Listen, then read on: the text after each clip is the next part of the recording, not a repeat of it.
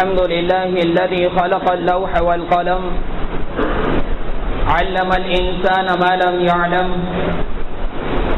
والصلاة والسلام على رسوله الذي أرسل إلى العرب والعجم وعلى آله وصحبه الذين هم بحور العلوم والحكم.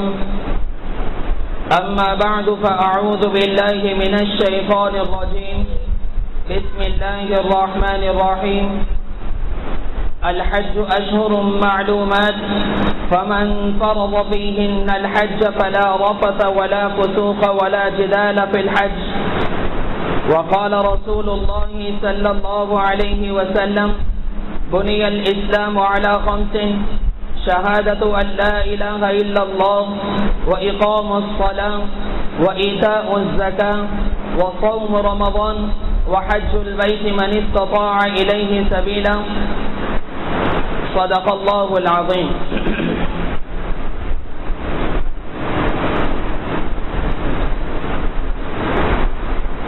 تمام انبیاء اکرام علیہم الصلاۃ والسلام میں اللہ تعالیٰ نے جناب رسول اللہ صلی اللہ علیہ وسلم کو جو زندگی عطا فرمائی، نہایت مختصر زندگی. نبوت کی زندگی صرف 23 سال ہے اور محنت کا میدان وہ قیامت تک ہے. اور آپ صلی اللہ علیہ وسلم کی تعلیمات جو 23 سال کی ہیں وہ قیامت تک چلیں گی. آپ صلی اللہ علیہ وسلم کی 23 سالہ زندگی کے اندر جتنے بھی اعمال، افعال اور اقوال ہیں، اللہ تعالیٰ نے سب چیزوں کو محفوظ فرمایا. یہاں تک کہ آپ صلی اللہ علیہ وسلم نے اگر کسی چیز کو ایک دفعہ ہاتھ لگایا تو محدثین نے اس کو بھی محفوظ کر دیا. اور یہاں تک آپ دیکھیں کہ احادیث مبارکہ کے اندر یہاں تک موجود ہے کہ آپ صلی اللہ علیہ وسلم اس زندگی کے اندر 32 مرتبہ مسکرائے. 6 دفعہ آپ اس انداز سے مسکرائے کہ آپ صلی اللہ علیہ وسلم کے ضواحک نظر آئے، اور باقی آپ صلی اللہ علیہ وسلم صرف اس انداز میں مسکرائے کہ آپ صلی اللہ علیہ وسلم کے ضواحک تو نظر نہیں آئے لیکن سامنے کے دندان مبارک آپ صلی اللہ علیہ وسلم کے نظر آئے. لیکن محدثین نے اس 32 دفعہ کو بھی احادیث کے اندر نقل کیا کہ آپ صلی اللہ علیہ وسلم اس زندگی کے اندر 23 سالہ زندگی کے اندر 32 مرتبہ مسکرائے. لیکن روئے کتنی دفعہ اسے کوئی ضبط نہ کر سکا، اسے کوئی تحریر میں لا نہ سکا، اس لیے کہ آپ صلی اللہ علیہ وسلم روئے بہت زیادہ. تو آپ صلی اللہ علیہ وسلم کی زندگی بالکل محفوظ ہے اور ہمارے پاس محدثین کے ذریعے سے اور فقہاء کرام کے ذریعے سے ہمارے پاس یہ زندگی پہنچی.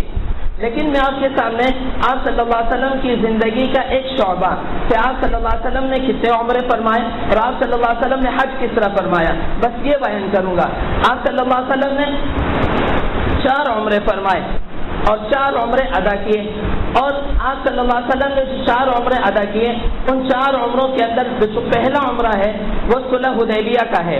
یہاں عمرہ تو یہ ادا نہیں کیا، باقاعدہ طور پر آپ صلی اللہ علیہ وسلم مطاف میں تشریف تو نہیں لائے اور آپ نے عمرہ تو ادا نہیں کیا، آپ کو حدیبیہ کے مقام پر روک دیا گیا. لیکن محدثین نے اسے عمرے کے اندر شامل کیا کہ آپ صلی اللہ علیہ وسلم نے یہ عمرہ ادا کیا.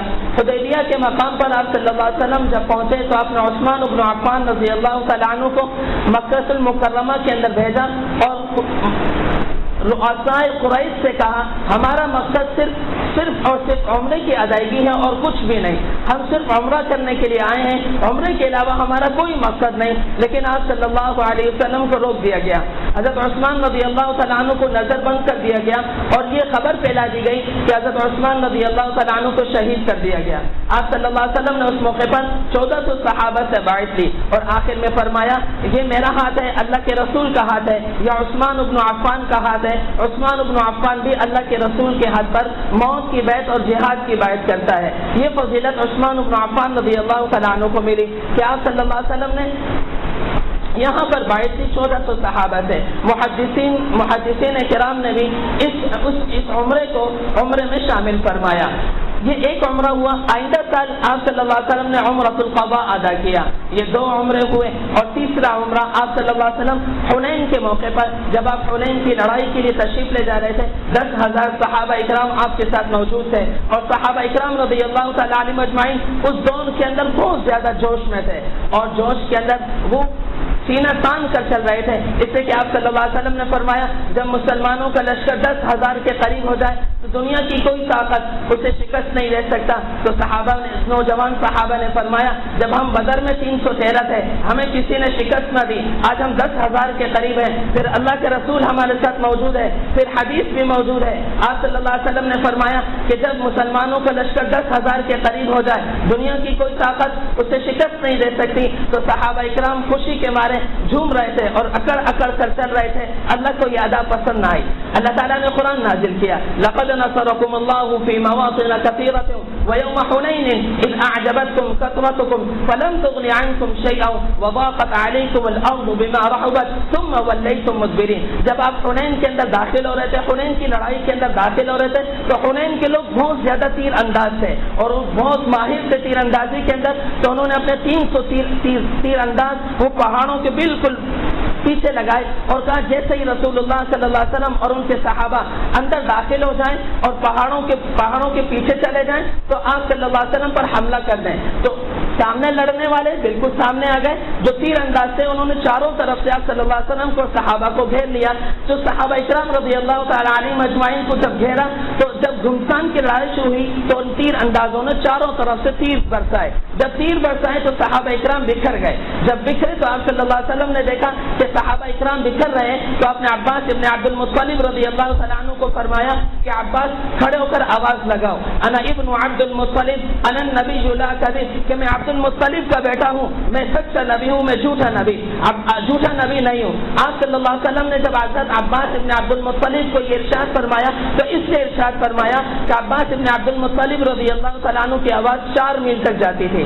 جب عباس ابن عبد المطلب رضی اللہ تعالیٰ عنہ نے کھڑے ہو کر یہ اشعار پڑھے کہ انا ابن عبد المطلب انا النبی لا کذب, کہ میں عبد المطلب کا بیٹا ہوں اور میں سچا نبی ہوں, میں جھوٹا نبی نہیں ہوں, تو جو صحابہ بکھر رہے تھے وہ صحابہ واپس ایک جگہ جمع ہو گئے. اس کے بعد آپ صلی اللہ علیہ وسلم فتح ملی اور بہترین فتح ملی. لیکن یہاں پر آپ صلی اللہ علیہ وسلم نے ضرب المثل قائم کی.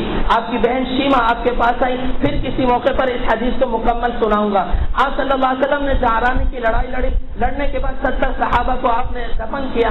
دفن کرنے کے بعد آپ جعرانہ تشریف لائے اور جعرانہ تشریف لانے کے بعد آپ نے عمرے کی نیت کی اور عمرے کی نیت کر کر آپ حرم میں داخل ہوئے. یہ تیسرا عمرہ تھا رسول اللہ صلی اللہ علیہ وسلم کا جو آپ نے جعرانہ سے احرام باندھا. چوتھا عمرہ آپ صلی اللہ علیہ وسلم نے اپنے حج کے ساتھ کیا جسے حجۃ الوداع کہتے ہیں. آپ صلی اللہ علیہ وسلم جب تک مکہ المکرمہ میں رہے آپ صلی اللہ علیہ وسلم نے ہر سال حج کیا, لیکن اس کی کوئی تفصیل نہیں ملتی. صرف حجۃ الوداع کی تفصیل ملتی ہے کہ آپ صلی اللہ علیہ وسلم نے 25 ذیقعد کو آپ صلی اللہ علیہ وسلم نے احرام کی نیت کی اور احرام باندھا.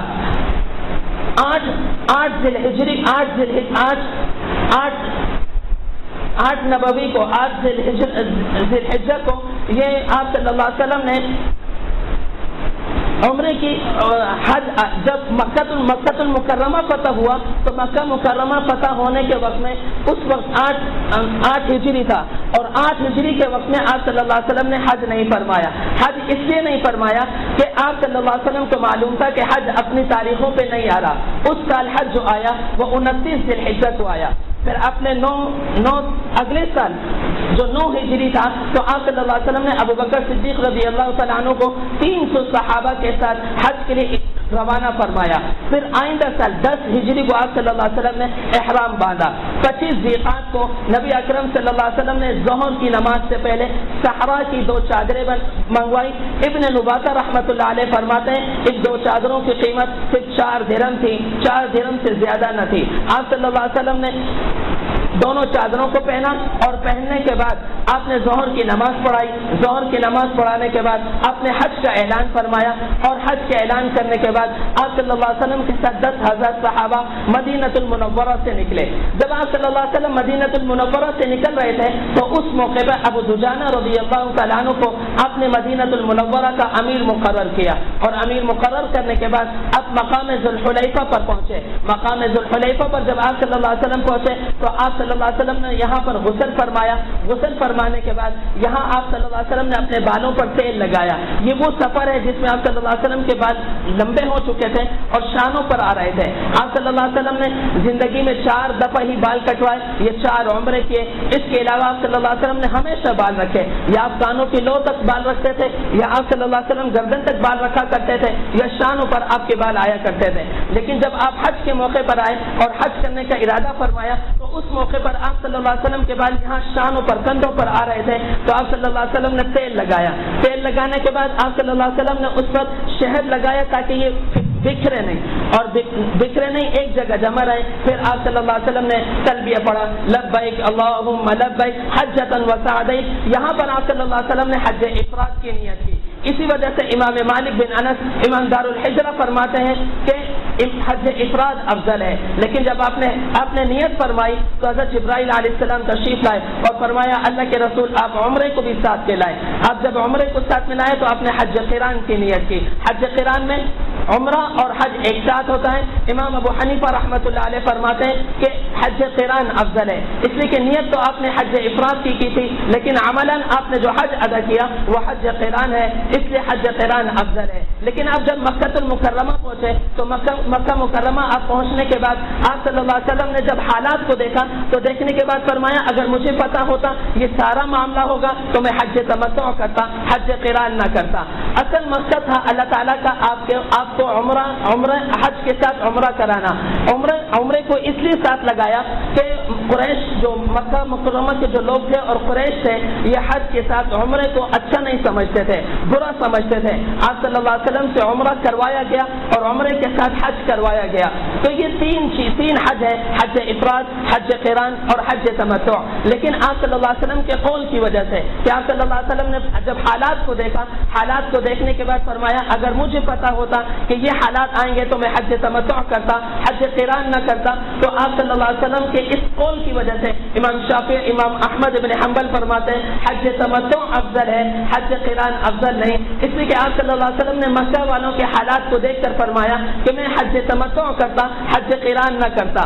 بہرحال یہ جو حج اللہ تعالیٰ قبول کر لے وہی حج اصل ہے، چاہے وہ حج افراد ہو، حج تمتع ہو، حج قران ہو، جو حج اللہ قبول کر لے، جو حج انسان عاجزی کے ساتھ، کیفیات کے ساتھ، رونے دھونے کے ساتھ، اللہ کو منانے کے ساتھ کر لے وہی حج افضل ہے، وہی انسان کو حج کرنا چاہیے۔ آپ صلی اللہ علیہ وسلم ذوالحلیفہ کے مقام پر آپ نے تلبیہ پڑھا اور تلبیہ پڑھنے کے بعد آپ ہفتے کے دن ذوالحلیفہ سے نکلے اور ملل پہنچے۔ اتوار کے دن آپ ملل پہنچے۔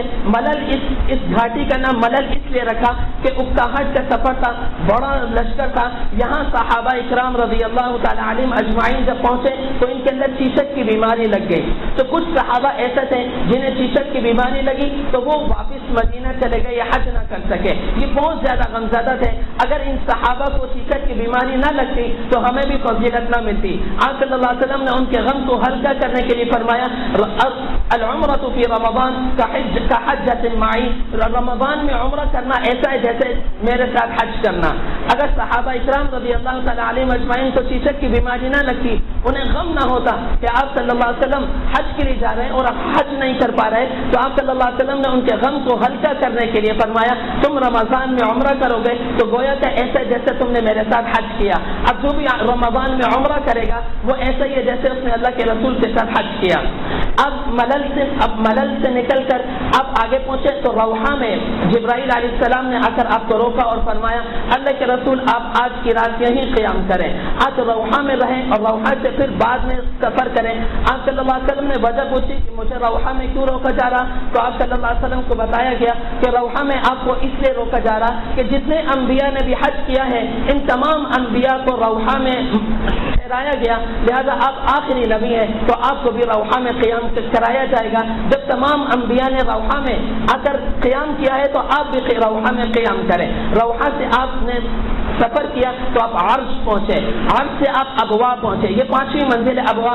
جب آپ ابوا کی منزل پر پہنچے تو آپ نے عام شاہراہ کو چھوڑا، اور چھوڑنے کے بعد آپ اندر کے راستے سے اپنے اندر کا راستہ لیا۔ جو نوجوان صحابہ تھے وہ پریشان تھے کہ اللہ کے رسول صلی اللہ علیہ وسلم عام شاہراہ کو چھوڑ رہے ہیں اور اندر کا راستہ لے رہے ہیں، یہ کیوں لے رہے ہیں کچھ نہیں پتا، لیکن جو کبار صحابہ تھے وہ جانتے تھے کہ اللہ کے رسول صلی اللہ علیہ وسلم نے عام شاہراہ کو چھوڑ کر اندر کا راستہ کیوں لیا۔ تو آپ صلی اللہ علیہ وسلم سیدھا اپنی والدہ محترمہ کے مقبرے پر پہنچے۔ ابوا پر آپ صلی اللہ علیہ وسلم کی والدہ محترمہ کا مقبرہ ہے۔ مسند الامام الاعظم کی روایت ہے کہ امام ابو حنیفہ اپنی سند سے روایت نقل کرتے ہیں، فرماتے ہیں کہ رسول اللہ صلی اللہ علیہ وسلم جب اپنی والدہ محترمہ کے مقبرے پر پہنچتے ہیں تو بچے کی طرح دونوں پاؤں کو کھڑا کر دیتے ہیں، اور کھڑا کرنے کے بعد دونوں ہاتھوں کو اس طرح کرتے ہیں اور اپنے سر کو یہاں بازو کے اندر دیتے ہیں کونے کی طرف، اور جب کونے میں دیتے ہیں تو آپ صلی اللہ علیہ وسلم زار و قصار ہوتے ہیں۔ صحابہ اکرام رضی اللہ تعالی عنہم اسی حدیث میں موجود ہے کہ آپ صلی اللہ امام ابو حنیفہ نے نقل فرمائی ہے، فرماتے ہیں کہ آپ صلی اللہ علیہ وسلم کے رونے کی وجہ سے صحابہ اکرام روئے۔ آپ صلی اللہ علیہ وسلم اتنا روئے کہ صحابہ اکرام رضی اللہ تعالی عنہم اجمعین آپ کے رونے کی وجہ سے روئے۔ تو آپ صلی اللہ علیہ وسلم کتنا روئے ہوں گے؟ دیکھیں آپ صلی اللہ علیہ وسلم کی عمر 63 سال ہو گئی، آپ حج کے بعد 82 دن زندہ رہے، اس کے بعد آپ دار فانی سے دار آخرت کی طرف منتقل ہو گئے۔ حجۃ الوداع کے موقع پر جو آپ نے حج ادا کیا، حج ادا کرنے کے بعد آپ دنیا میں 82 دن زندہ رہے، 82 دن کے بعد 83 دن آپ پر نہیں آیا، بعض کہتے ہیں 84 دن، بعض کہتے ہیں 85 دن، بہرحال 82 ہو 83 ہو یا 85 ہو، آپ صلی اللہ علیہ وسلم اتنے دن زندہ رہے، اور اس کے بعد آپ دار فانی سے رحلت فرما گئے۔ آپ نے جنت دیکھ لی، آپ نے جہنم دیکھ لی، قرآن مکمل نازل ہو گیا، صرف ایک آیت باقی ہے، الیوم اکملت لکم دینکم، جو 9 ذی الحجہ عرفہ کے میدان میں نازل ہوگی، پھر 10 ذی الحجہ کے دن اذا جاء نصر اللہ والفتح یہ آیت نازل، یہ سورت نازل ہوئی، جب آپ نے کنکریاں ماری، اور کنکریاں مارنے کے بعد آپ صلی اللہ علیہ وسلم پر یہ سورت نازل ہوئی، اذا جاء نصر اللہ والفتح ورأيت الناس يدخلون في دين الله افواجا فسبح بحمد ربك واستغفر انه كان توابا۔ یہ 10 ذی الحجہ کو یہ سورت نازل ہوئی آپ صلی اللہ علیہ وسلم پر۔ اللہ کا دیدار آپ صلی اللہ علیہ وسلم نے اپنی آنکھوں سے کیا، یہ ہمارا عقیدہ ہے۔ آپ معراج پر گئے، آپ صلی اللہ علیہ وسلم نے دیدار کیا، ہر نعمت مکمل ہو گئی، لیکن 2 چیزیں باقی تھی آپ صلی اللہ علیہ وسلم کی۔ آپ صلی اللہ علیہ وسلم نے فرمایا میری ایک خواہش ہے، میں بہت چاہتا ہوں وہ پوری ہو جائے، لیکن آپ صلی اللہ علیہ وسلم نے اس خواہش پر عمل نہیں فرمایا۔ اور ایک چیز تھی جس کا درد آپ صلی اللہ علیہ وسلم کے دل میں تھا، وہ چیز باقی تھی۔ وہ دونوں چیزیں کیا ہیں؟ آپ صلی اللہ علیہ وسلم کے دل میں ماں کی ممتا کا قرار باقی تھا، اسی لیے آپ صلی اللہ علیہ وسلم جب حجۃ الوداع کے موقع پر آئے تو ماں کی قبر پر بیٹھ کے روئے، اور جب روئے تو صحابہ اکرام رضی اللہ تعالی عنہم اجمعین بھی آپ کے رونے کی وجہ سے روئے۔ دوسری چیز جو آپ صلی اللہ علیہ وسلم کی خواہش تھی وہ پوری نہ ہو سکی، اور آپ صلی اللہ علیہ وسلم نے قصداً خود پوری نہ کی، وہ اذان دینے کی تھی۔ آپ صلی اللہ علیہ وسلم کی خواہش تھی کہ میں اذان دوں، لیکن آپ نے اذان نہیں دی، کیوں؟ اس لیے کہ جب اللہ کا رسول حی علی الصلاۃ کہے گا اور حی علی الفلاح کہے گا تو دنیا کی ہر چیز مسجد نبوی میں آ جاتی، چاہے وہ حجر ہو، درخت ہو، پتھر ہو، کچھ بھی ہو، وہ جب اللہ کا نبی حی علی الصلاۃ کہتا تو ہر چیز مسجد نبوی میں آ جاتی، اس لیے آپ صلی اللہ علیہ وسلم نے اذان نہیں دی، اس خواہش کو پورا نہیں کیا۔ ابوا کے مقام پر آپ صلی اللہ علیہ وسلم نے قیام فرمایا، اور ابوا کے مقام سے آپ نکلے، آگے عصفان پہنچے۔ جب آپ عصفان پہنچے تو آپ صلی اللہ علیہ وسلم کی حج کی سواری، جس پر آپ صلی اللہ علیہ وسلم کا سامان سفر تھا اور ابو بکر صدیق رضی اللہ تعالیٰ عنہ کا سامان سفر تھا، گم ہو گیا۔ جب گم ہوا تو ابو بکر صدیق رضی اللہ تعالیٰ عنہ کو بہت زیادہ غصہ آیا کہ میرا غلام ہے، وہ اتنا غافل رہا کہ اس سے سامان گم ہو گیا، وہ بھی اللہ کے رسول کا۔ تو ابو بکر صدیق رضی اللہ تعالیٰ عنہ نے غصہ کیا، اور غصے کے اندر 1-2 چھڑی ماری، آپ صلی اللہ علیہ وسلم نے دیکھ لیا۔ دیکھنے کے بعد ابو بکر رضی اللہ تعالیٰ عنہ کو کچھ نہیں کہا، فرمایا دیکھو محرم کو دیکھو، محرم ہو احرام کی حالت میں بھی غصہ کر رہا ہے، یعنی آپ نے ناپسند کیا، لیکن ابو بکر کو منع نہیں کیا، خاموش رہے۔ تعلق اتنا مضبوط تھا کہ آپ صلی اللہ علیہ وسلم کو پیار اتنا زیادہ تھا ابو بکر صدیق رضی اللہ تعالیٰ عنہ سے کہ ابو بکر کے بارے میں صرف اتنا فرمایا محرم کو دیکھو حالت احرام میں غصہ کر رہا ہے۔ ابو بکر صدیق رضی اللہ تعالیٰ عنہ خاموش ہو گئے۔ تو اہل فضل سلمی رضی اللہ تعالیٰ عنہ کو جب پتہ چلا تو انہوں نے ایک اونٹ پورا سامان سفر کے ساتھ لاد کر آپ صلی اللہ علیہ وسلم کی خدمت میں پیش کیا. اللہ کے رسول یہ آپ میری طرف سے ہدیہ قبول کریں. آپ صلی اللہ علیہ وسلم نے لیا. پھر اس کے بعد آپ مرہ الزہران پہنچے. مرہ الزہران کے بعد آپ مکہ المکرمہ میں پہنچے. مکہ المکرمہ میں جب آپ صلی اللہ علیہ وسلم پہنچے تو پہنچنے کے بعد آپ صلی اللہ علیہ وسلم بیر طوا گئے. بیر طوا پر جب پہنچے تو قریش اور بنو ہاشم کے سب بچے آپ صلی اللہ علیہ وسلم کے پاس آئے. آپ کی سواری سے لپک گئے تو آپ صلی اللہ علیہ وسلم نے کسی بچے کو نہیں روکا. کوئی آپ کی اونٹ کے ساتھ لپک گیا, کوئی نکیل کے ساتھ لپک گیا, کوئی آپ کی سواری پر بیٹھ گیا. آپ صلی اللہ علیہ وسلم نے کسی بچے کو کچھ نہیں کہا. بس سب سے کہا ان بچوں کو چھوڑ دو, اس لیے کہ کافی عرصے کے بعد خاندان سے ملے, خاندان کے بچوں سے ملے, انہیں دل سے لگایا, سینے سے لگایا, پیار کیا. اور پیار کرنے کے بعد آپ بیر طوا پر گئے اور بیر طوا پر جا کر آپ نے غسل کیا. غسل کرنے کے بعد آپ مروہ سے باب بنی شیبہ, جو باب بنی شیبہ مروہ پر ہے یا صفا پر ہے, آپ وہاں سے انٹر ہوئے اور حجر اسود کے پاس آئے. آپ نے 3 دفعہ بوسہ دیا اور تینوں دفعہ روئے. جب روئے تو ابو حضرت عمر رضی اللہ تعالیٰ عنہ نے فرمایا اللہ کے رسول آپ کیوں روئے؟ کہا عمر یہ وہ مقام ہے جہاں پہ رویا جاتا ہے. حضرت عمر رضی اللہ تعالیٰ عنہ جب حج فرما رہے تھے تو حج کرتے ہوئے حضرت عمر رضی اللہ تعالیٰ عنہ نے استلام کیا. جب استلام کیا تو فرمایا, پھر ایک موقع پر آ کر حجر اسود کو بوسہ دیا. بوسہ دینے کے بعد فرمایا اے پتھر تو پتھر ہے, تجھ میں نہ نفع دینے کی کوئی وہ ہے صلاحیت ہے اور نہ نقصان دینے کی کوئی صلاحیت ہے. میں نے اپنی ان آنکھوں سے اپنے نبی کو دیکھا کہ تجھے چوما, اس لیے میں بھی تجھے بوسہ دیتا ہوں. میرے نبی نے تیرا استلام کیا تو میں بھی تیرا استلام کرتا ہوں. اگر میرے نبی نے نہ کیا ہوتا تو میں بھی نہ کرتا. آپ صلی اللہ علیہ وسلم نے عمرہ ادا کیا. اس سارے سفر میں حضرت علی رضی اللہ تعالیٰ عنہ نہیں تھے. آپ کو ایک اور اہم بات بتاؤں, آپ صلی اللہ علیہ وسلم جب مدینہ المنورہ سے نکلے تو آپ کے ساتھ 10,000 صحابہ تھے. ذوالحلیفہ پر آپ پہنچے 12,000 تھے. ابوا کے مقام پر پہنچے تو 70,000 صحابہ تھے. جب آپ صلی اللہ علیہ وسلم بیر طوا سے مکہ المکرمہ میں داخل ہو رہے تھے تو آپ صلی اللہ علیہ وسلم کے ساتھ 1.25 لاکھ صحابہ موجود تھے. کیونکہ اطراف عالم میں یہ بات پھیلتی چلی گئی کہ اللہ کے رسول حج کر رہے ہیں, اللہ کے رسول حج کر رہے ہیں. تو حضرت علی رضی اللہ تعالیٰ عنہ سارے سفر میں آپ کے ساتھ نہیں تھے. آپ صلی اللہ علیہ وسلم نے یمن بھیجا تھا تو یمن سے احرام پہن کر مکہ المکرمہ میں رسول اللہ صلی اللہ علیہ وسلم کے ساتھ ملاقات ہوئی. تو حضرت علی سے پوچھا علی تمہارے حج کی کیا نیت ہے؟ کہا میں نے یہ نیت کی ہے کہ جو اللہ کے رسول کا حج, جو اللہ کے رسول کی نیت ہوگی وہی نیت میری ہوگی. تو آپ نے فرمایا اچھا اب تم بھی احرام نہیں کھولو گے, میں نے حج قران کی نیت کی, تم بھی حج قران کی نیت کرو گے. تو حضرت علی رضی اللہ تعالیٰ عنہ نے بھی حج قران کیا رسول اللہ صلی اللہ علیہ وسلم کے ساتھ, اس سے کہ رسول اللہ صلی اللہ علیہ وسلم نے بھی حج قران کیا. آپ صلی اللہ علیہ وسلم نے عمرہ ادا کیا اور عمرہ ادا کرنے کے بعد آپ صلی اللہ علیہ وسلم نے حج کے ایام کا, حج کے دنوں کا انتظار فرمایا. 8 ذی الحجہ کو آپ صلی اللہ علیہ وسلم مینا تشریف لے گئے اور جب مینا تشریف لے گئے تو آپ صلی اللہ علیہ وسلم نے ظہر, عصر, مغرب, عشاء اور فجر یہ مینا میں ادا کی. اور مینا میں ادا کرنے کے بعد آپ صلی اللہ علیہ وسلم عرفہ کے لیے نکلے اور عرفہ کے دن آپ صلی اللہ علیہ وسلم وہاں پہنچے. اور پہنچنے کے بعد آپ صلی اللہ علیہ وسلم نے عرفہ میں وہ یادگار خطبہ دیا جو مجھے اور آپ کو سب کو معلوم ہے. خطبہ آپ صلی اللہ علیہ وسلم نے 3 دن دیا, 9 تاریخ کو, 10 تاریخ کو اور 11 تاریخ کو. 9 تاریخ کو جب آپ نے خطبہ دیا تو مکبر موجود تھے. ہر مکبر آپ صلی اللہ علیہ وسلم کی بات کو آگے نقل کرتا اور پہنچاتا.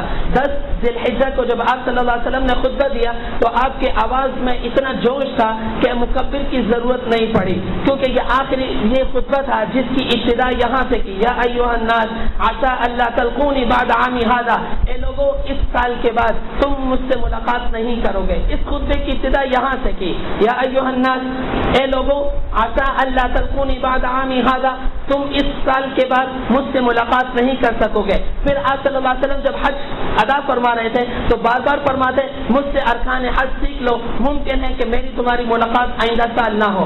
آپ جس ارکان حج پر پہنچتے آپ بار بار یہ کہتے کہ مجھ سے حج سیکھ لو, ممکن ہے کہ آئندہ سال تم مجھے نہ دیکھ سکو, میری تم سے ملاقات نہ ہو سکے. آپ صلی اللہ علیہ وسلم نے واضح طور پر فرمایا کہ آئندہ سال میں نہیں ہوں گا. تم مسجد نبوی کو دیکھو گے, تم مسجد حرام کو دیکھو گے, میری قبر کو دیکھو گے, مجھے نہیں دیکھو گے. عسى الا تلقوني بعد عامی هذا, تو یہاں لکھا ہے کہ مینا کی وادی یہاں جمرات سے 4 کلومیٹر یا 6 کلومیٹر ہے, تو مینا سے 4 کلومیٹر ہے. تو آپ صلی اللہ علیہ وسلم نے جب 10 تاریخ کا خطبہ دیا تو اکیلے دیا. آپ کی آواز میں اتنا جوش تھا کہ آپ صلی اللہ علیہ وسلم کی آواز بغیر مکبر کے ہر شخص سن رہا تھا, چاہے وہ مرد ہو یا عورت ہو. ہر شخص آپ کی آواز کو بغیر مشقت کے آواز سن رہا تھا اور آپ صلی اللہ علیہ وسلم نے یہ خطبہ دیا. عرفہ کے میدان میں آپ صلی اللہ علیہ وسلم نے ظہر کی نماز کے ساتھ عصر کی نماز پڑھائی. جب ظہر کی نماز کے ساتھ عصر کی نماز پڑھائی تو یہاں آپ صلی اللہ علیہ وسلم نے نماز پڑھانے کے بعد 6 گھنٹے کی دعا مانگی. حضرت عائشہ رضی اللہ تعالیٰ عنہ ساتھ تھی اور ازواج مطہرات بھی ساتھ تھی, تو صحابہ پریشان ہوئے. آپ صلی اللہ علیہ وسلم جب تھک جاتے تو حدیث مبارکہ میں آتا ہے کہ آپ ہاتھ یہاں کندھوں پہ رکھتے, اگر یہاں سے جب افاقہ ہو جاتا تو دوبارہ ہاتھ کو اٹھاتے, اور جب تھک جاتے اونٹ کی کوہان پر آپ ہاتھ کو رکھتے, اور اس طرح کرتے کرتے آپ سے 6 گھنٹے کی دعا مانگی. صحابہ اکرام حضرت عائشہ رضی اللہ تعالیٰ عنہ کے پاس آئے کہ اللہ کے رسول نے اتنی لمبی دعا مانگی ہے, آپ اللہ کے رسول روزے کی حالت میں, کہا آپ دودھ پیش کرو, اگر دودھ پیش کرو گے تو روزے ہوگا تو منع کر دیں گے, اگر روزہ نہیں ہوگا تو آپ صلی اللہ علیہ وسلم نوش فرمائیں گے. تو آپ صلی اللہ علیہ وسلم کو جب دودھ پیش کیا گیا تو آپ نے دودھ کو فوراً نوش فرمایا. اسی لیے اگر آپ کو کوئی شخص دودھ پلائے تو آپ دودھ پینے سے منع نہ کریں, دودھ کو فوراً لیں اور پئیں, اس لیے کہ دودھ سے تعبیر کیا علم نافع کو. اللہ تعالیٰ نے علم نافع کی تشبیہ دودھ سے دی کہ دودھ جس طرح پاک ہے, دودھ جس طرح معزز ہے, مکرم ہے, احترام والا ہے, بالکل اسی طریقے سے علم نافع ہے. علم نافع عزت والا ہے, اکرام والا ہے, عظمت والا ہے. تو دودھ کو علم نافع کو تشبیہ دی دودھ کے ساتھ. اگر آپ کو کوئی دودھ پیش کرے آپ اس کو انکار نہ کریں. اگر آپ کی طبیعت میں بہت زیادہ گرانی ہے, آپ نہیں پی سکتے, کوئی بیماری ہے, پھر تو کوئی بات نہیں, لیکن آپ صلی اللہ علیہ وسلم نے دودھ سے کبھی منع نہیں کیا. آپ نے دودھ پیا اور دودھ پینے کے بعد پھر آپ دعا میں مشغول ہو گئے. پھر آپ صلی اللہ علیہ وسلم عرفہ سے جب نکلے تو مغرب کی اذان کے بعد نکل کر مزدلفہ پہنچے. جب مزدلفہ پہنچے تو آپ صلی اللہ علیہ وسلم بہت زیادہ تھک چکے تھے, تو یہاں حضرت آپ صلی اللہ علیہ وسلم نے عشاء کی نماز پڑھی اور مغرب کی نماز پڑھی. مغرب اور عشاء کی نماز پڑھی عشاء کے وقت میں. جب مغرب کی نماز اور عشاء کی نماز عشاء کے وقت میں پڑھی تو آپ صلی اللہ علیہ وسلم بہت زیادہ تھک چکے تھے, تو آپ سے یہاں تہجد پڑھنا ثابت نہیں. مزدلفہ کی رات آپ سے تہجد پڑھنا ثابت نہیں. مسجد نبوی کے سب سے بڑے عالم تھے, مالکی مذہب کے تھے, وہ فرماتے تھے کہ میں نے بہت تلاش کیا, بہت ڈھونڈا اس بات کو کہ صحیح سند سے مجھے یہ بات مل جائے اللہ کے رسول صلی اللہ علیہ وسلم نے مزدلفہ کی رات وتر پڑھے. اگر جس کو مل جائے مجھے آ کر بتا دے, میں اسے اتنا بڑا انعام, دونوں ہاتھ پھیلا کر کہتے تھے میں اتنا بڑا انعام دوں گا اگر اسے صحیح سند سے مل جائے. اللہ کے رسول صلی اللہ علیہ وسلم نے وتر پڑھے. صرف قیاس کرتے تھے کہ وتر کی نماز واجب ہے, تو آپ صلی اللہ علیہ وسلم نے کبھی نہیں چھوڑی, لہذا مزدلفہ کی رات بھی آپ نے وتر کی نماز کو نہیں چھوڑا, لازمی پڑھا ہوگا. صرف قیاس ہے, حدیث سند نہیں ہے کہ آپ صلی اللہ علیہ وسلم نے وتر کی نماز پڑھی ہے. اگر وتر کی نماز پڑھی بھی ہے تو آپ سے تہجد ثابت نہیں, آپ صلی اللہ علیہ وسلم نے آرام فرمایا. اگر میری طرح سے کوئی حاجی ہو, کوئی بیمار ہو, ضعیف ہو اور مزدلفہ کی رات کو تسبیحات نہ کر سکے اور مزدلفہ کی رات کو تہجد نہ پڑھ سکے, اسے بھی میرے نبی کی سنت کا سایہ ملے, اسے بھی میری نبی کی سنت کا سایہ ملے.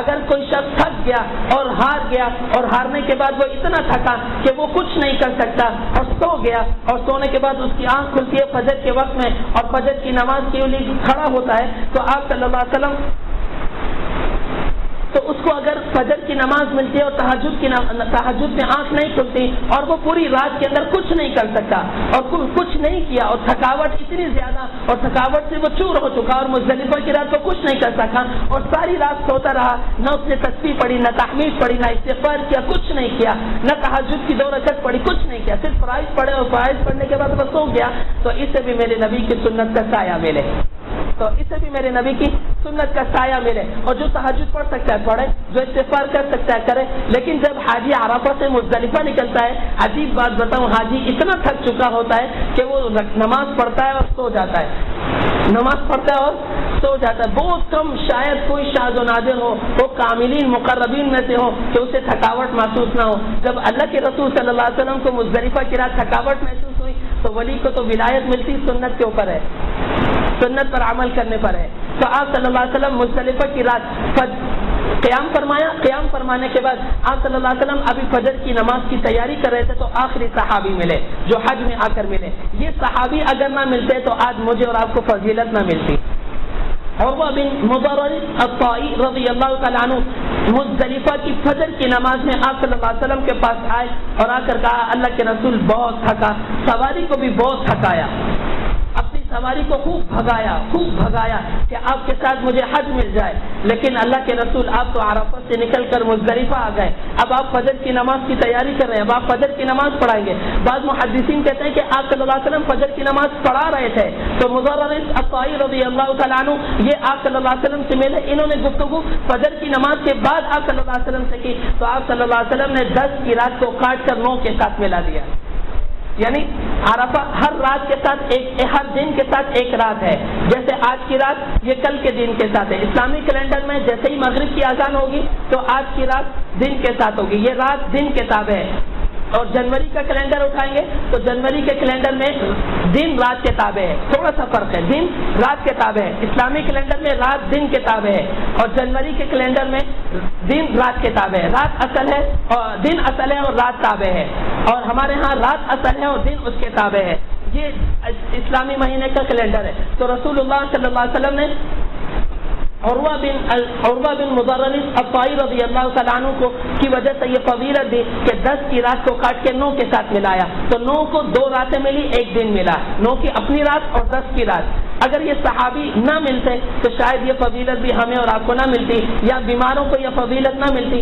اس وجہ سے سعودی گورنمنٹ جو بیمار ہوتے ہیں انہیں عرفہ کے میدان سے گزار دیتے ہیں، جب گزار دیتے ہیں تو گزارنے کے بعد ان کا حج ہو گیا۔ حج میں 2 ہی فرض ہیں، 3 فرض ہیں، احرام، طواف زیارت اور وقوف عرفہ۔ جس نے یہ 3 کام کر لیا اس کا حج ہو گیا، اس کا حج ہو گیا۔ آپ صلی اللہ علیہ وسلم نے 20 رات کے اندر آپ صلی اللہ علیہ وسلم سے آپ کی 2 ازواج مطہرات حضرت سودا رضی اللہ تعالیٰ عنہ، حضرت ام حبیبہ رضی اللہ تعالیٰ عنہ نے اجازت مانگی، اللہ کے رسول ہم پہلے چلے جائیں، تو آپ صلی اللہ علیہ وسلم نے بوڑھوں کو، بچوں کو، ان عورتوں کو اجازت دے دی۔ پھر بالکل صبح ہوتے ہی ام سلمہ رضی اللہ تعالیٰ عنہ یہ تشریف لے گئیں۔ ام سلمہ رضی اللہ تعالیٰ عنہ جب تشریف لے گئیں تو جاتے ستار انہوں نے کنکریاں مار دی، تو آپ صلی اللہ علیہ وسلم نے فرمایا، جب جمرہ آپ پہنچے تو جمرہ پہنچ کر آپ صلی اللہ علیہ وسلم نے فرمایا نہیں، تم دوبارہ کنکری مارو، اس لیے کہ کنکری مارنا وہ صبح صادق کے بعد ہے، طلوع آفتاب کے بعد ہے، اور تم نے جو کنکری ماری ہے وہ طلوع آفتاب سے پہلے ماری ہے، لہٰذا اب طلوع آفتاب کے بعد مارو۔ آپ صلی اللہ علیہ وسلم نے مزدلفہ میں وقوف فرمایا، وقوف فرمانے کے بعد آپ جمرات گئے۔ آپ صلی اللہ علیہ وسلم نے جمرات پہنچ کر صرف ایک بڑے شیطان کو، اس کے اوپر لکھا ہوتا ہے بزرگ شیطان، بڑا شیطان، تو اس کو کنکری ماری، اور کنکری مارنے کے بعد آپ صلی اللہ علیہ وسلم تشریف لائے، اور تشریف لانے کے بعد آپ نے معمر بن عبداللہ مہاجر المکی صحابی سے فرمایا، معمر آج ہم تمہارے حوالے۔ اکڑو بیٹھ گئے، اور اکڑو بیٹھنے کے بعد ان کے سامنے ہوئے، اس طرح ان کے ہاتھ میں تھا، تو کہنے لگے اللہ کے رسول یہ تو میری فضیلت ہے کہ آپ نے مجھے یہ ساری چیزیں دی۔ تو آپ صلی اللہ علیہ وسلم نے فرمایا ہم تمہارے حوالے، تم جو چاہے کرو۔ تو آپ صلی اللہ علیہ وسلم کے بال 2 حصوں پر مشتمل تھے، آپ بیچ سے مانگ نکالتے تھے تو انہوں نے دائیں حصے سے بال کاٹے، تو سارے بال کاٹ کر ابو طلحہ انصاری رضی اللہ تعالیٰ عنہ کو دیے، سارے بال، ایک حصے کے سارے بال ان کو دیے۔ دوسرے حصے کے بعد جب آئے تو انہوں نے صحابہ کو تقسیم کیے، کسی کے پاس 2 آئے، کسی کے پاس 3 آئے، کسی کے پاس 5 آئے۔ حضرت خواجہ خان محمد صاحب رحمۃ اللہ علیہ، ان کے پاس ایک بال تھا، عید الفطر کے ساتھ صبح میں وہ اس کی زیارت کراتے تھے، پہلے پوری سند بیان کرتے تھے، وہ سند صحابی تک پہنچتی تھی، کہتے تھے یہ سند، اس سند کے ساتھ یہ رسول اللہ صلی اللہ علیہ وسلم کا بال ہے جو میرے پاس آیا ہے۔ عید الفطر کی صبح اس بال کی زیارت وہ کرایا کرتے تھے، وہ ایک ڈبے میں پیک تھا اور اس میں نمو تھا، بڑھتا تھا، اس سے پتہ چلا کہ آپ صلی اللہ علیہ وسلم اپنی قبر میں زندہ ہیں اور اب بالکل ہم سماع موتا کے قائل ہیں۔ آپ نے 10 ذی الحجہ کو کنکری ماری، کنکری مارنے کے بعد آپ نے بال کٹائے، بال کٹانے کے بعد آپ صلی اللہ علیہ وسلم نہائے دھوئے۔ حضرت عائشہ رضی اللہ تعالیٰ عنہ نے آپ کو خوشبو لگائی، اور خوشبو لگانے کے بعد آپ نے سارا حج قصوہ نامی اونٹنی پر کیا۔ جب آپ صلی اللہ علیہ وسلم کنکری مارنے کے لیے آئے تو آپ ضبعہ نامی اونٹنی پر تھے، ضبعہ نامی اونٹنی پر آپ نے طواف زیارت بھی کیا، اور عبداللہ ابن ام مکتوم رضی اللہ تعالیٰ عنہ نے آپ کی اونٹ کی نکیل پکڑی ہوئی تھی، یہ صحابی آنکھوں سے نابینا تھے، یہ صحابی آنکھوں سے نابینا تھے۔ آپ صلی اللہ علیہ وسلم کے 3 مؤذن تھے، حضرت بلال حبشی رضی اللہ تعالیٰ عنہ، ابو محذورہ رضی اللہ تعالیٰ عنہ، عبداللہ ابن ام مکتوم رضی اللہ تعالیٰ عنہ۔ جب اقامت مدینہ ہوتی، آپ مدینہ میں ہوتے تو اذان حضرت بلال حبشی رضی اللہ تعالیٰ عنہ دیتے، اور جب سفر ہوتا تو ابو محذورہ رضی اللہ تعالیٰ عنہ اذان دیتے، جب جہاد کا سفر ہوتا عبداللہ ابن ام مکتوم رضی اللہ تعالیٰ عنہ اذان دیتے۔ اور عبداللہ ابن ام مکتوم رضی اللہ تعالیٰ عنہ وہ صحابی ہیں، مجھے بہت خوبصورت حدیث یاد آئی کہ ایک دفعہ آ رہے تھے تو گڑھے میں گر گئے، صحابہ نماز پڑھ رہے تھے کھلکھلا کر ہنسے، تو احناف کہتے ہیں نماز کے اندر اگر کوئی کھلکھلا کر ہنسے اس کی نماز ٹوٹ گئی۔ تو عبداللہ ابن ام مکتوم رضی اللہ تعالیٰ عنہ آپ صلی اللہ علیہ وسلم کے پاس آئے اور آ کر کہا اللہ کے رسول نابینا ہوں، میرا گھر بہت دور ہے اور اگر آپ مجھے اجازت دے دیں تو میں اپنے گھر میں نماز پڑھ لوں۔ آپ صلی اللہ علیہ وسلم نے اولاً اجازت دے دی کہ آپ اپنے گھر میں نماز پڑھیں۔ جبرائیل تشریف لائے، کہا اللہ کے رسول ان لوگوں کی وجہ سے اللہ دوسروں کی نماز قبول کرتا ہے، آپ اجازت معطل کر دیں، ختم کر دیں۔ عبداللہ ابن مکتوم کو بلایا، کہا عبداللہ اذان سنتے ہو؟ کہا جی سنتا ہوں۔ کہا مسجد میں نماز پڑھو گے، گھر میں پڑھنے کی اجازت نہیں، مسجد میں پڑھو گے، گھر میں پڑھنے کی اجازت نہیں ہے۔ آپ صلی اللہ علیہ وسلم نے وباء نامی اٹھنی پر طواف زیارت فرمایا اور طواف زیارت فرمانے کے بعد آپ صلی اللہ علیہ وسلم مینا تشریف لائے۔ پھر 11 کو آپ صلی اللہ علیہ وسلم نے تینوں کو کنکریاں ماری، پہلے کو ماری دعا کی، دوسرے کو ماری دعا کی اور تیسرے کو جب ماری آپ نے دعا نہیں کی۔ پھر آپ آگے تشریف لے گئے۔ ایک لطیفہ سنا، امام ابو حنیفہ رحمۃ اللہ علیہ آپ صلی اللہ علیہ وسلم نے جب کنکری ماری تو آپ کو بتاتا ہوں کہ آپ نے مینا کو سیدھے ہاتھ پہ رکھا اور خانہ کعبہ کو الٹے ہاتھ پہ رکھا، پھر آپ نے کنکری ماری۔ اب موجودہ زمانے میں آپ کو جہاں جس طرح سہولت ہو آپ کنکری ماریں، کیونکہ رش بہت زیادہ ہوتا ہے۔ آپ سے پوچھتے ہیں کنکری مارنے کا سنت طریقہ کیا ہے؟ بس سنت طریقہ یہ ہے کہ آپ کنکری کو یوں رکھیں اور آپ اس طرح کنکری ماریں، پکڑ کر نہ ماریں۔ جس کا حج قبول ہوتا ہے اللہ کے فرشتے اس کنکری کو ہاتھ میں لیتے ہیں اور آسمانوں پر لے جاتے ہیں، جس کا حج قبول نہیں ہوتا تو سعودیہ کے فرشتے ٹرک میں بھرتے ہیں اور لے جاتے ہیں۔ جس کا حج قبول نہیں ہوتا تو اس کی کنکری کو سعودیہ کے فرشتے اور چھوٹے ٹرک میں بھرتے ہیں اور بھر کر لے جاتے ہیں، اور جس کا حج قبول ہو جاتا ہے تو فرشتہ اپنے ہاتھ میں لیتا ہے اور اس کنکری کو لے کر آسمانوں کی طرف اڑ جاتا ہے۔ تو آپ صلی اللہ علیہ وسلم تو آ کر پوچھنا ہے کہ آپ صلی اللہ علیہ وسلم نے کنکری کس طرح ماری، تو مینا کو دائیں طرف رکھا اور خانہ کعبہ کو بائیں طرف رکھا۔ امام ابو حنیفہ رحمۃ اللہ علیہ سے ایک شخص سے پوچھا حضرت اگر میں نہر میں نہا رہا ہوں تو میں قبلے کی طرف منہ کروں یا پیٹ کروں؟ تو امام ابو حنیفہ رحمۃ اللہ علیہ نے فرمایا اپنا منہ کپڑوں کی طرف رکھو، کہیں چور تمہارے کپڑے لے کر نہ چلا جائے۔ تو آپ کو جس طرح سہولت ہو آپ اس طرح کریں، آپ کو جس طرح سہولت ہو آپ اس طرح حج کریں، اور حج کرنے کے بعد آپ اپنا سکون سے حج کریں اور حج سیکھ کر جائیں۔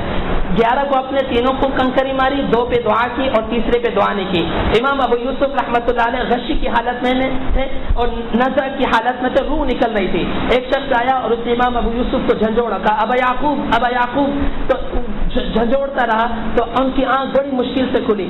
کھلنے کے بعد اس نے کہا کون سی رمی افضل ہے، ماشین اور راکبن، سوار ہو کر سواری کرنا افضل ہے یا پیدل کرنا؟ تو امام ابو یوسف رحمۃ اللہ علیہ ابھی بالکل نظر کی حالت میں تھے اور روح پرواز کر رہی تھی، تو امام ابو یوسف رحمۃ اللہ علیہ نے فرمایا کل رمی بعد رمی فهو راکبا والا ماشیا، ہر وہ رمی کل رمی بعد رمی، ہر وہ رمی جس کے بعد رمی ہو وهو راکبا والا ماشیا، وہ تو سوار ہو کر سواری پر کرو نہیں تو پھر پیدل ہو کر کرو۔ یہ جملہ کہا اور امام ابو یوسف کی روح نکل گئی۔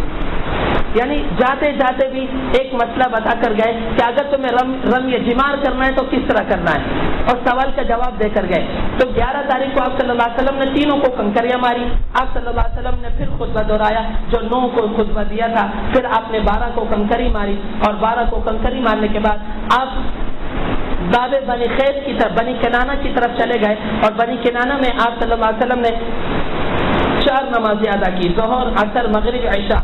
فجر کی نماز کے لیے آپ صلی اللہ علیہ وسلم حرم میں تشریف لائے، آپ ملتزم پر کھڑے ہوئے اور ملتزم پر آپ نے یوں دونوں ہاتھوں کو اس طرح کیا اور اپنے گال کو ملتزم کے ساتھ رکھا، اور بہت دیر تک آپ یوں ہی اسی کیفیت میں رہے۔ اس کے بعد آپ صلی اللہ علیہ وسلم نے فجر کی نماز پڑھائی۔ ام سلمہ رضی اللہ تعالیٰ عنہ نے فرمایا اللہ کے رسول میں بیمار ہو گئی ہوں، میں طواف وداع نہ کروں؟ فرمایا نہیں، طواف وداع کرو، تم طواف وداع کرو۔ کب کروں؟ کہا جب میں فجر کی نماز پڑھوں تو تم طواف وداع کرو۔ ام سلمہ فرماتی ہیں میں اونٹنی پر سوار تھی اور اللہ کے رسول وطور و کتاب مسطور فجر کی نماز میں پڑھ رہے تھے۔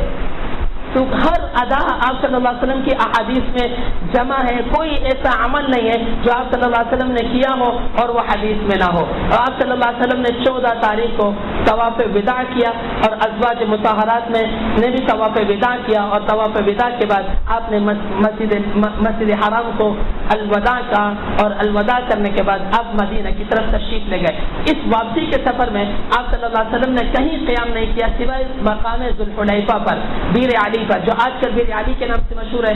یہاں پر آپ نے قیام فرمایا، اور قیام فرمانے کے بعد آپ مدینے میں داخل ہوئے۔ یہ آپ صلی اللہ علیہ وسلم کا حج تھا جو مختصر میں نے آپ کو بیان کیا۔